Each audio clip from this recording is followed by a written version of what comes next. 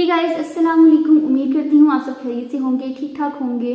और माला रिएक्शन पे मैं पार्ट 2 रिकॉर्ड कर रही हूँ। मैंने उसी जगह बैठे बैठे अभी रिकॉर्ड कर ली है, क्योंकि अगर मैं इसी पार्ट को पहले वाली वीडियो में ऐड करती तो शायद वो वीडियो काफ़ी ज़्यादा लंबी हो जाती। 20 मिनट्स की तो वीडियो हो चुकी है। तो अब मैं जो बाकी सवालात रह गए हैं माला की लास्ट एपिसोड से रिलेटेड, वो अब मैं बाकी क्वेश्चंस को यहाँ पे डिस्कस करूँगी। लेकिन अगर आपने पहले वाले क्वेश्चंस नहीं देखे जिसमें मैंने माला, माहिर और ज़ियाद और हिलाल को डिस्कस किया, तो आप पहले वाली वीडियो देख लें, उसके बाद यहाँ पे आएँ। बात करते हैं बाकी क्वेश्चंस की। बाकी क्वेश्चंस में है, सबसे पहला जो क्वेश्चन है वो है ज़ारा का अंजाम। ज़ारा का अंजाम क्या हुआ? मतलब ज़ारा ने इतना बुरा किया सबके साथ, उसने माला के साथ, माहिर के साथ, सबसे बढ़ के अपने बाप के साथ, मालिक के साथ उसने इतना बुरा किया, और एट द एंड आके उसका कोई अंजाम नहीं दिखाया गया। हालांकि ज़ारा का कुछ तो दिखाना चाहिए था, मतलब उसको बेशक आप ना मारते, लेकिन कुछ तो दिखाते कि जिससे हम रीडर्स, हमारे दिलों में कुछ ठंडक पड़ती, लेकिन उसका कोई अंजाम नहीं दिखाया गया। सेकंड जो चीज़ है वो है बीरबल से रिलेटेड। बीरबल का अब क्या होगा? मतलब बीरबल से रिलेटेड आपने कुछ भी नहीं बताया रीडर्स को कि बीरबल आगे क्या करेगा, क्या वो सारी ज़िंदगी ऐसे ही रहेगा, या बीरबल के कैरेक्टर में कोई डेवलपमेंट नहीं थी। मतलब जो वो डे 1 से आपने दिखाया बीरबल का कैरेक्टर, वही लास्ट डे तक चलता रहा है। मतलब उसके साथ इतना कुछ हो गया, मतलब उसकी डिवोर्स के ऊपर भी बीरबल का कोई रिएक्शन नहीं था। मतलब वो गुस्सा कर रहा है, कभी वो माहिर को ऐसे देख रहा है, कभी वो क्या, लेकिन उसका कोई वो रिएक्शन नहीं था। जैसे माला के डिवोर्स को आपने दिखाया कि ट्रॉमेटाइजिंग था उसके लिए सब कुछ, तो बीरबल के लिए क्या वो चीज़ सिर्फ मजाक थी? मतलब बीरबल का कोई ख़ास सीन नहीं मुझे लगा। इवन कि उसकी डाइवोर्स का जो सीन था वो भी मुझे इतना ज़्यादा नहीं लगा खास। देन जो नेक्स्ट चीज़ है वो ये है कि बीरबल जब ज़ारा से कहते हैं कि ज़ारा तुम यहाँ से चली जाओ, वरना मैं मालिक को बता दूँगी कि तुमने ये सब कुछ, इस सब में तुम्हारा भी हाथ है, तो बीरबल ने बताया क्यों नहीं? मतलब बीरबल को बताना चाहिए था। ज़ारा, मतलब ज़ारा बहुत बुरा डिजर्व करती थी, बहुत हम बुरा उसकी एंडिंग को एक्सपेक्ट कर रहे थे, लेकिन बीरबल ने तो बताया भी नहीं। कि बीरबल सिर्फ उसको धमकी दे रहा है कि तुम यहाँ से चली जाओ, वरना मैं मालिक को बता दूंगा। अच्छा, नेक्स्ट जो सवाल है वो है कि मालिक की बीमारी का नहीं बताया, कि मालिक जो है वो रिकवर कर गया, जो उसको दवा लगी थी वो असली दवा थी, लेकिन उसके बाद उसकी रिकवरी कहाँ तक पहुँची, उसका कैंसर कहाँ तक पहुँचा, ये चीज़ नहीं बताई गई। दूसरा जो मालिक से ही रिलेटेड मेरा सेकंड क्वेश्चन है वो ये है कि मालिक ने अगर ज़ियाद को मारना ही था तो मालिक पहले भी मार सकता था। मतलब जब पहले मालिक ने ये सब कुछ प्लान किया और अमार ने जाके माहिर को बता दिया कि मतलब ये ऐसे होने वाला, माहिर ने आके मना कर दिया, तो मालिक ने तो बाद में भी माहिर की बात नहीं सुनी। जब माहिर कह रहा था कि मैं कातिल नहीं हूँ, मतलब हम इसको कत्ल नहीं करेंगे, माहिर उसको यही कहना चाह रहा था कि हम इसको नहीं मारेंगे। तो अगर मालिक ने पहले आखिर में भी तो आके उसकी बात नहीं सुनी ना माहिर की, तो मालिक को चीज़ ये डे 1 से पता थी कि ज़ियाद कुछ ना कुछ करेगा। मतलब ज़ियाद ऐसे तो नहीं बैठेगा ज़ियाद सुल्तान, तो मालिक अगर चाहता तो वो उसको पहले भी मार सकता था। अगर वो उसको पहले ऐसी 3 गोलियां मार देता ज़ियाद को, तो आज एंडिंग ये ना होती जो अभी है। तो ये चीज़ मुझे बहुत ज़्यादा इरिटेट की है कि मालिक ने उसको पहले क्यों नहीं मारा। मतलब वो तो एक ओपनली थ्रेट था सबके लिए कि अगर आज नहीं तो कल तो वो ऐसा करेगा, और मालिक उसको कैसे कह रहा है? मतलब एक आप चीज़, एक सीरियल किलर को मालिक व्हील चेयर के ऊपर अपने हॉस्पिटल से बाहर निकल के उसको उंगली उठा के धमकी दे रहा है कि हाँ भाई, अगर आइंदा तुमने कुछ ऐसा करने की कोशिश की तो दुनिया के जिस कोने में होगे मैं तुम्हें वहाँ से निकाल के ले आऊँगा, और ये वो, मतलब उसको ऐसे धमका रहा है। एक सीरियल किलर को भी जो गर्दन अलग करके रख देता है, उसको आप इस तरह की धमकी दे रहे हैं। ये चीज़ निम्रा ने बहुत गलत बताई है कि मालिक पहले अपनी हालत देख ले कि वो एक व्हील चेयर के ऊपर है, और वो ज़ियाद को कैसे धमकी दे रहे हैं, जो एक सीरियल किलर, एक नार्सिसिस्ट है, उसको ऐसे धमकी दी जा रही है। तो अगर मारना था तो ज़रा पहले ही मार देते। जैसे अगर माला को ही मारना था पहले, तो अब जाके मारना था तो आप उसको पहले कंटेनर में ही मार देते, क्योंकि मकतूब, हर चीज़ तो मकतूब है। अच्छा, उसके बाद जी जो नेक्स्ट चीज़ है वो है बदर के बारे में। सबसे बड़ा सवाल कि बदर जो है वो, बदर का भी रोल जो है मुझे वो सिर्फ बच्चा ढूंढो, मतलब माला ना हो गया, बच्चा ढूंढो। पहले हिलाल को ढूंढते रहो, उसके बाद बदर को ढूंढते रहो। मतलब पहले पार्ट में तो आप हिलाल को ढूंढते रहे, और माला के सेकंड पार्ट में आप बदर को ढूंढते रहे। तो बदर का भी कोई, एक तो बदर चलो बोल नहीं सकता तो वो कैसे बताएगा सबको, लेकिन अगर वो बोल सकता भी होता तो जाहिर है वो हिलाल की तरह ही होता, वो चुप ही रहता, किसी को कुछ ना बताता।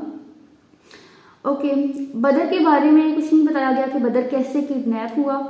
अगर उसको ज़ियाद सुल्तान, क्योंकि एंड पे आके जब माहिर गेस कर लेता है कि बदर हमेशा से, कि माहिर कहता है मेरे अंदाजे कभी गलत नहीं होते, बदर अपने बाप के पास ही था, तो ये चीज़ दिखानी चाहिए थी, वहाँ से फ्लैशबैक दिखाना चाहिए था कि वो कैसे था। उसको बदर ने, अगर बदर को अगर ज़ियाद ने रखा हुआ था, क्योंकि ज़ियाद तो उस वक्त जेल में था, अगर तो उसने बदर को कहाँ रखा था, कैसे रखा था, मतलब बदर इतना टाइम किसके पास रहा। ज़रा एक छोटा बच्चा है, देखा जाए तो 3 साल का बच्चा, 4 साल का, तो इतने छोटे बच्चे को आप कैसे मतलब माँ से दूर कर सकते हैं इतना टाइम, और मतलब कैसे वो बच्चा कैसे सरवाइव करेगा। तो ये चीज़ तो बिल्कुल मुझे, क्या अब वो बच्चा उन्हीं के पास था, वो जो नीली इमारत में थे, नीली जो फ्लैट में थे, क्या उनके पास था फिरोज़ी जो इमारत थी, ये भी चीज़ नहीं दिखाई गई।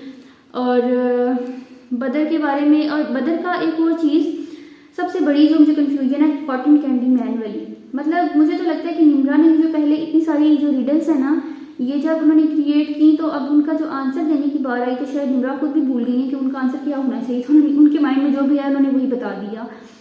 कॉटन कैंडी मैन की जो रिडल थी, मतलब this man is your father, तो बदर ने मैन को ही क्यों पिक किया ज़ियाद के लिए, उसने फादर को क्यों पिक नहीं किया। मतलब चलिए एक चीज़ हम समझ लेते हैं कि बदर जो है वो एक स्पेशल चाइल्ड है, बदर जो है वो बोल नहीं सकता, लेकिन बदर के पास दिमाग तो है, बदर सोच तो सकता है, तो बदर ने जो है वो फादर के बजाय मैन का वर्ड क्यों पिक किया। ये चीज़ मेरी समझ से तो बाहर है कि मैन और फादर में ज़मीन आसमान का फ़र्क है देखा जाए तो उसने मैन क्यों जो है वो पिक किया ज़ियाद के लिए। देन नेक्स्ट मुझे एक और बहुत मज़े का पॉइंट याद आ गया कि अगर तो ज़ियाद ने बदर को किडनैप करके रखा था, और माला तो ज़ाहिर है बदर को बताती भी थी कि this man is your father, मतलब बदर को अपने बाप के बारे में पता था, वो जब भी मैन का लफ्ज़ आता था तो वो समझता था कि ज़ियाद आ गया, वो बाहर देखता था एकदम से। तो जब ज़ियाद आता है हॉस्पिटल में, जब वो मालिक वाला सीन आता है, मालिक उसको वार्न कर रहा होता है कि तुम आइंदा से अगर तुमने कुछ ऐसे किया तो मतलब तुम्हारे साथ बहुत बुरा होगा ऐसे वैसे, तो वहाँ पे बदर भी होता है, और जब ज़ियाद कहता है कि मैं बदर से मिल सकता हूँ, और बदर जो होता है वो फ़ोन पे शायद कोई गेम खेल रहा होता है, कोई कार्टून वगैरह देख रहे होते हैं, तो जब ज़ियाद आता है तो बदर के चेहरे पे कोई शनासाई नहीं दिखाई दी, कोई जो है मतलब शनासाई का कोई तासुर नहीं दिखाया गया कि बदर जो है, अगर वो उसका ज़ाहिर एक बाप था, अगर वो उसको बाप समझ रहा था तो उसके चेहरे पे कोई शनासाई या नहीं, मतलब वो उसको देखता तो एकदम से या तो उसके गले लग जाता, कुछ भी मतलब बिल्कुल इमोशनलेस दिखाया गया है बदर को। बेशक वो छोटा बच्चा है लेकिन कोई ना कोई रिकॉग्नाइजेशन तो होती है, ये चीज़ भी बहुत ज़्यादा इरिटेट की मुझे। देन है कि लूना क्यों भौंक रही थी, मतलब इंसानों से ज़्यादा फिर अकल तो लूना के पास है कि उसको कोई प्रिडिक्ट हो गया फ्यूचर कि कुछ ना कुछ बुरा होने वाला है, या शायद हो सकता है कि कोई जानवरों को ये चीज़ वो प्रिडिक्ट कर लेते हों फ्यूचर को, या कुछ भी इस तरह से हो सकता है। लेकिन लूना क्यों भौंक रही थी, मुझे इस चीज़ की कोई ख़ास वजह समझ नहीं आई। और देन है कि रिडल लाइज इन कलर्स, ये निम्रा ने स्टोरी में कहा था, तो वो कौन से कलर्स थे जिनमें रिडल थी, क्योंकि ये 20 एपिसोड आने के बाद निम्रा ने कहा था, तो ये शायद पर्पल और ब्राउन ही थे कलर्स, लेकिन रीडर्स ने काफ़ी ज़्यादा सोच विचार की कि शायद इससे अलावा कोई और होंगे, लेकिन क्योंकि निम्रा कभी भी सीधी बात नहीं करती, निम्रा हमेशा बात को उल्टा घुमा घुमा के सीधी बात होगी, लेकिन वो उसके पीछे पता नहीं कौन कौन सी रीजंस होंगे, वो कहाँ कहाँ जाके वो चीज़ लाई कर रही थी। लेकिन इस दफ़ा जब रीडर्स ने निम्रा के दिमाग से सोचा तो निम्रा ने जो है वो सीधी बात करके बात खत्म कर दी। अच्छा, जो नेक्स्ट है क्वेश्चन वो है, नेक्स्ट क्वेश्चन है मोहित के बारे में। मोहित पूरी एपिसोड में कहाँ था, मतलब माला मर भी गई है, मोहित कहाँ है, मोहित का कोई नहीं दिखाया। अब जैसे माला फॉर एग्जांपल माही को बता रही है कि मैं माहिर से शादी करने वाली हूँ, हमने प्लान कर लिया जो कुछ भी है, तो उसको शायद मोहित को भी बताना चाहिए था, मोहित को कोई किरदार होना चाहिए था, या मोहित को ज़रा पता तो चल गया होगा। और एट द एंड मोहित तो माला की मौत पे भी नहीं दिखाया गया उसका सीन कोई भी, मतलब माही का जो सीन दिखाया गया बिल्कुल इमोशनलेस था, उसमें कोई इमोशन नहीं थे, माही रो रही है और बस कह रही है कि तुम सब कुछ तुम्हारी वजह से हुआ है माहिर ये वो, और बदर को मैं अपने साथ लेके जाऊंगी, और लेकिन मोहित का कोई सीन नहीं था। फिर से वही चीज़ के मोहित कहाँ गायब था, मतलब या तो शुरू में आप इतनी हाइप ना देती किसी चीज़ को, शुरू में आपने हर एक कैरेक्टर को इतनी ज़्यादा इम्पोर्टेंस दी है, इतनी ज़्यादा इम्पोर्टेंस के बाद अब आके हम भी आपसे ये चीज़ एक्सपेक्ट कर रहे हैं। तो मैं बात कर रही थी कि शुरू में ही आप या तो इतनी ज़्यादा कैरेक्टर्स को इम्पोर्टेंस ना देती, इतनी ज़्यादा आप उन चीज़ों को डिस्क्राइब ना करती जो चीज़ें बिल्कुल फजूल थी। मतलब या तो शायद निम्रा ने 2 बुक्स पब्लिश करने के चक्कर में जो है हर चीज़ को इतना डीपली एक्सप्लेन किया है, इतनी ज़्यादा एक्सप्लेनेशन, मतलब फजूल की एक्सप्लेनेशन देना शुरू होगी कि मतलब हर एक सीन का आपने चप्पा चप्पा दिखा दिया, घर का आपने चप्पा चप्पा दिखा दिया, लेकिन लास्ट एपिसोड में भी तो फिर आपको ऐसे ही करना चाहिए था ना।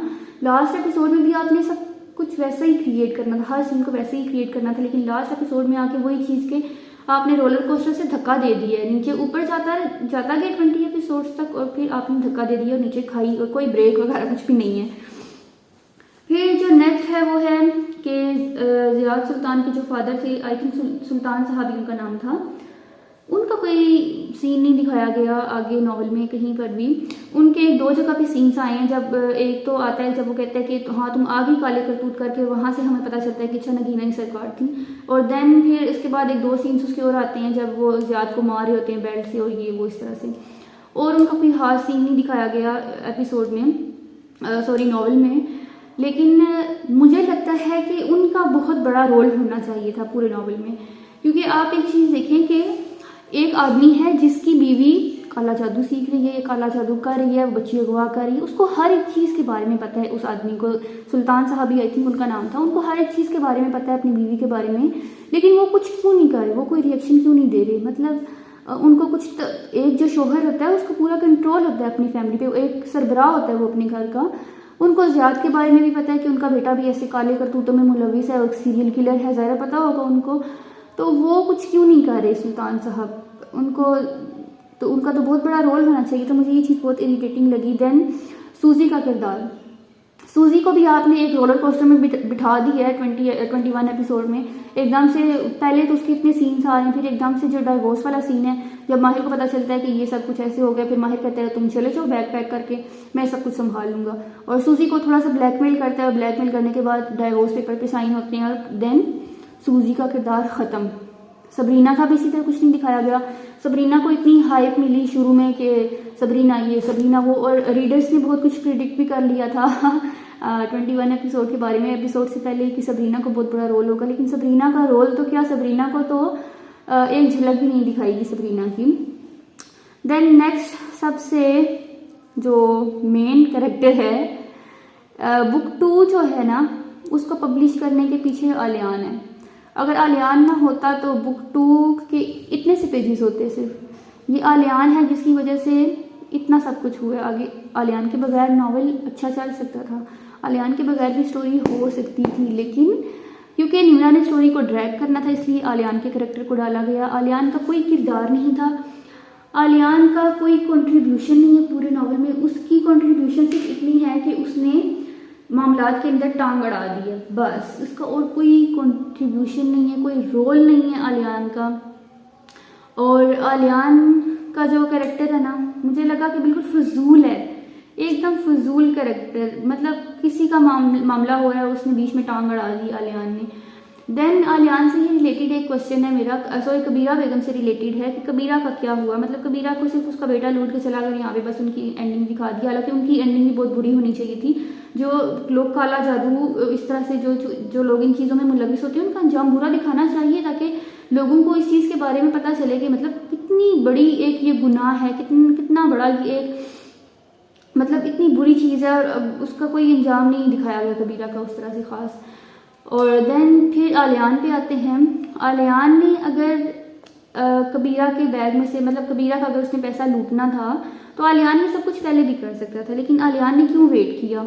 उसके वेट की कोई जस्टिफिकेशन नहीं है। मतलब आलियान को तो खुद कबीरा ऑफर कर रही थी कि भाई आओ तुम देखो मेरे पास इतना पैसा, उसको खुद मदद के लिए बुला भी रही थी, लेकिन आलियान ने सीधे तरीके को क्यों नहीं अपनाया? आलियान ने माँ को अपनी धोखा क्यों दिया? मतलब वो जब उसको सीधे तरीके से पैसे दे रही है तो आलियान ने क्यों नहीं लिए? और आलियान ने लूटा, वो भी इतनी फिर देर से क्यों लूटा? वो जल्दी लूट लेता, लेकिन नहीं, उसको तो आके एंड पे ही लूटना था।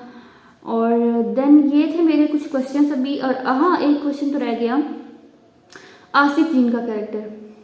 मतलब आसिफ जिन जो वो बजा रहा था हैप्पी बर्थडे, मतलब अगर उसको बजाना ही था तो वो घंटी भी बजा सकता था, जो माला की मौत से रिलेट कर रही थी। वो मतलब वो चीज़ें दिखाते जो कुछ रिलेट कर थी, लेकिन आपने वो चीज़ें दिखाई जो बिल्कुल आउट ऑफ कॉन्टेक्स्ट कॉन्टेक्स्ट है बिल्कुल रिलेट ही नहीं करी। हैप्पी बर्थडे टू यू का और माला के एक्सीडेंट का आपस में क्या कोई ताल्लुक था, मुझे तो इस ताल्लुक का कोई सर पाँव नज़र नहीं आया।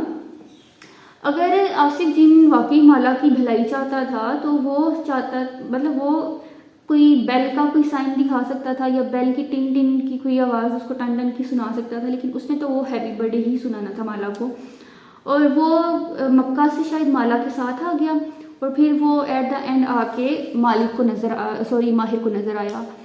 और ये चीज़ें फिर दोबारा से माहिर को कैसे नज़र आना शुरू हुई, ये भी बिल्कुल एक आपने ओपन रख दी, शायद ये रीडर्स पे रख दिया आपने कि माहिर को वो जिन, आसिफ जिन और ये तीन चीज़ें कैसे नज़र आना शुरू हुई। जब वो आखिर में अलियान से कहता है कि ये तीन भी ले जाओ, और अलियान कहता है कि मेरे साथ तो दो थे जो मैंने तुम्हारे साथ लगाए हुए थे, और आसिफ पीछे जो है वो उड़ता उड़ता जा, मतलब ये सीन मुझे काफ़ी ज़्यादा इरिटेटिंग और बिल्कुल बोरिंग और बिल्कुल फजूल लगा। मतलब कुछ भी नहीं था लिखने के लिए, तो निम्रा ने ये लिख दिया कि आसिफ उसके पीछे पीछे उड़ता उड़ता जा रहा है।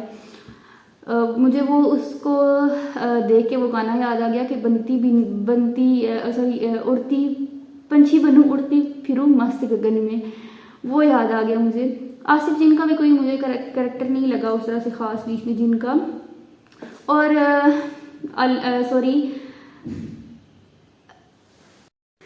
ये थे मेरे कुछ क्वेश्चंस जो मैंने डिस्कस कर दी हैं आपके साथ। अगर आपको इन क्वेश्चंस के कुछ बेहतर जवाब मालूम हो तो आप मुझे कमेंट सेक्शन में बताइएगा। एक सवाल रह गया कि माला की जो माँ का ख्वाब था वो कहाँ गया। जो माला ख्वाब में देखती है कि उसकी माँ एक तरफ होती है, दूसरी तरफ से बदर आ रहा होता है और उसकी माँ के चेहरे पे एक अजीब सा तासुर होता है जो उसने कभी पहले नहीं, मतलब अफसुर्दगी का तासुर होता है शायद। तो मुझे ये चीज़ लगती है कि शायद निम्रा ने ये चीज़ बताना चाहिए, क्योंकि निम्रा की जो माला की माँ है हूर जहाँ, शायद उनको पता था कि अभी कुछ टाइम में माला की डेथ हो जाएगी और बदर बिल्कुल एकदम से तनहा हो जाएगा, ना उसकी माँ होगी ना बाप होगा। तो शायद बदर के लिए वो बुरा फील कर रही थी और इस वजह से उनके चेहरे पे ये तासुर था।